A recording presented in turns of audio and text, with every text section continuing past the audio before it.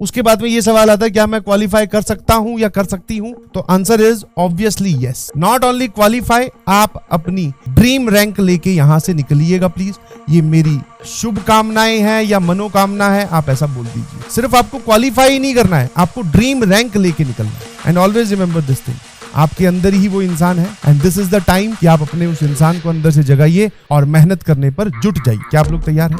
है ना? तो सिर्फ क्वालिफाई नहीं, ये तो बहुत छोटी सी स्टेटमेंट है। सर हमें तो रैंक फोड़नी है, समझ में आएगी? नहीं समझ में। एक बच्चे जिससे अभी जेईई मेंस के रिजल्ट आने के बाद में जब बात हो रही थी तो उसकी रैंक आई थी 3200 समथिंग, ठीक है। तो मैंने मुझसे पूछा कि कितनी रैंक एक्सपेक्ट की थी? बोले सर मैंने तो 22-23 हजार रैंक जो है वो एक्सपेक्ट की थी, 3000 सर आ गई। फिर मैंने कहा यार तूने एक्सपेक्ट तो बहुत लो किया था। बोले हाँ सर यही गलती रही कि मैं अपनी पूरी जर्नी में अपने आप को बेचारा मानता रहा या कम मानता रहा बाकी दुनिया से, जबकि ऐसा है नहीं।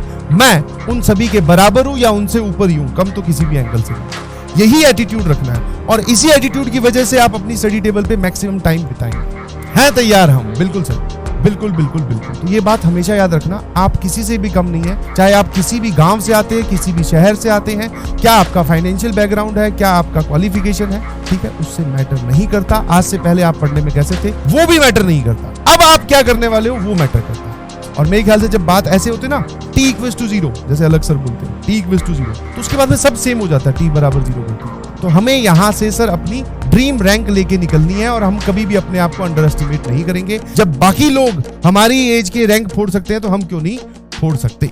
इस बात को हमेशा याद रखिएगा प्लीज। अब एक बात निकल के आती है जो कि मैंने अभी थोड़ी देर पहले भी बोली कि what is the key point, मतलब जब सबसे बात होगी या सबसे बात हुई तो क्या निकल के आया कि कोई कैसे सिलेक्ट हो सकता है कोई इंसान या कोई भी बच्चा या कोई भी बच्ची कैसे सिलेक्ट हो सकती है? Be consistent. और जब मैं ऐसा लिखता हूं बी कंसिस्टेंट, दैट मीन्स कि आप अपने रास्ते में आने वाले हर एक चैलेंज को एक्सेप्ट कर लेंगे। अभी स्टार्टिंग है, आज पहला दिन है तो सभी लोग मोटिवेटेड हैं, मैं भी मोटिवेटेड हूं, आप भी मोटिवेटेड हैं। सर आज ही हम होमवर्क भी करेंगे, आज हम नोट्स भी बनाएंगे।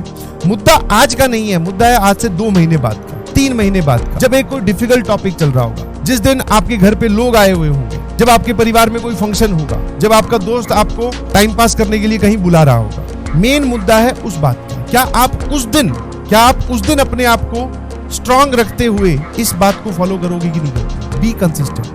अगर आपने ऐसा कर लिया तो 100% आई कैन गारंटी, ठीक है, आई गारंटी, समझ में, गारंटी समझते हो ना, गारंटी दे रहा हूँ, वारंटी नहीं, गारंटी दे रहा हूँ कि आपकी रैंक बहुत जबरदस्त है।